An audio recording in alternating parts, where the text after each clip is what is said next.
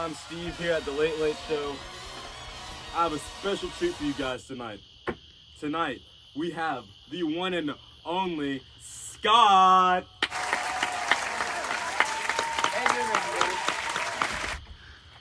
It's an honor to be here. All right, Scott, let's get right into it. Yes, So, you were part of Operation Iraqi Freedom. that's correct. Well, just tell me about that. We see, it all started back when I was in the Marine Corps training, right? Right. It was very, very brutal. Mm. Worst training ever. Worst time of my life. Wow.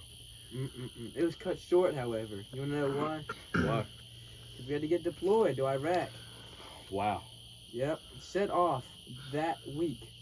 Hopped aboard the USSR Boxer and was headed out to Iraq. Gentlemen, we've trained, we've pushed through boundaries no man has pushed through before. For one moment, we, 15th, are going to Iraq as a third strategy by Bush. Now let's go in there and show what we're about. Yeah! They were waiting for. I know, finally game day. Where do you think we're going? Where did we go to Romney? Wow, so when y'all ended up in Romney, did you all stay together? No, there's 2,000 of us, so we all split into many different aviation units. Ooh, boy, let's go get some. Whoa, soldiers! Remember the mission: defeat Iraqi forces. We're gonna neutralize their regime leadership, and then neutralize the Iraqi theater. You have me at defeat Iraqi forces.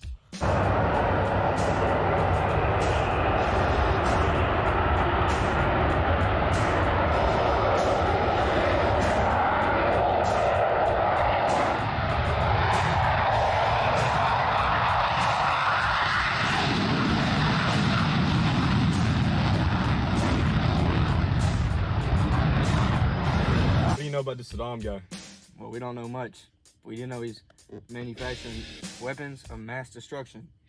Big deal. Nothing big red, white, and blue can't handle. Stay focused, soldier. This is not gonna be an average mission. It's gonna take everything we got. Sir, yes, sir. Sounds like the Air Force had the work cut out for him. Well, what about the Army? The Army was spread out due to the amount of Marines there, you know? I heard a little something about the surge strategy. What's that about? Surge strategy is when we all came together, including the British, came in, and tragedy struck.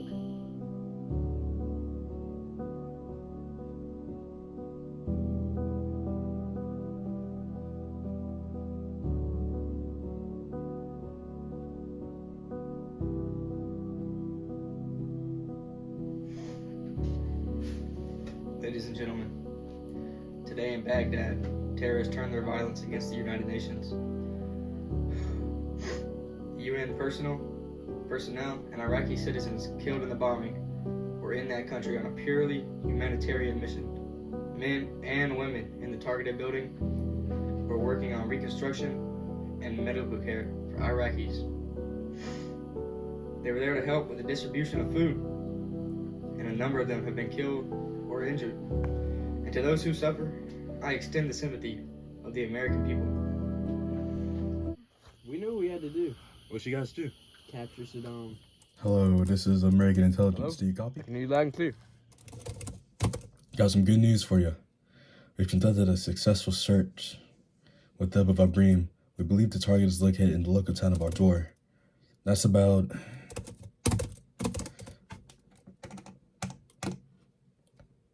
15 to 20 miles from your location. Let me get this information to Maddox. I overheard everything.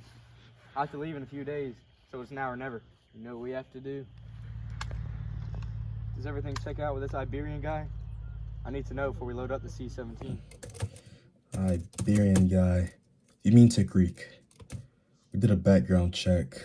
He seems to be a distant cousin or distant relative of Saddam. Whatever he says, you can believe him. Perfect. It's time to handle business. Wait, where are we going? Trust him.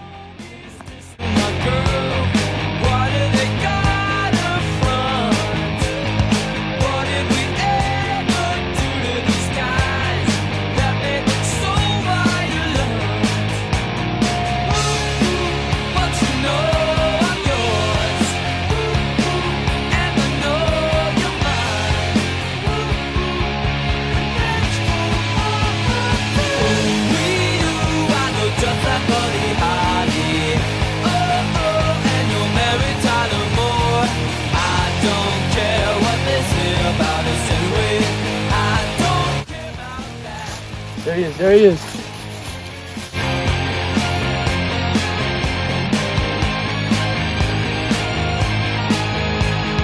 Don't you ever fear, I'm always there. I know that you. Ladies and gentlemen, we got him.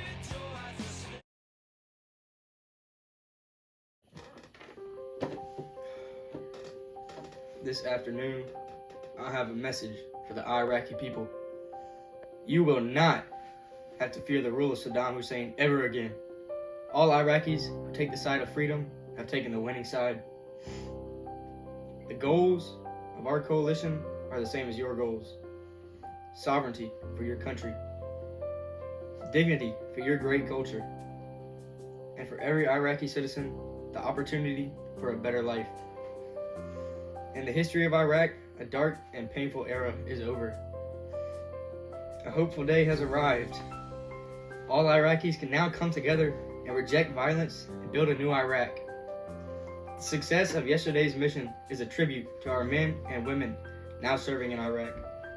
The operation was based on the superb work of intelligence analysts who found the dictator's footprints in a vast country.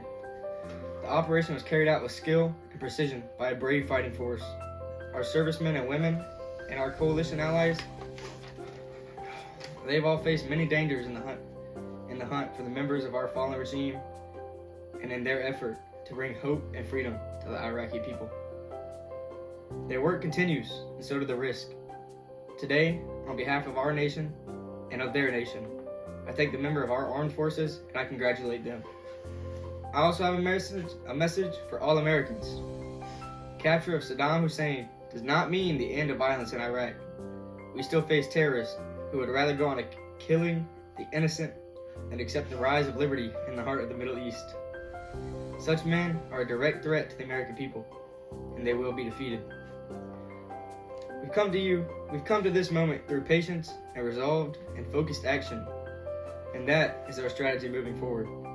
The war on terror is a different kind of war, waged capture by capture, cell by cell, and victory by victory.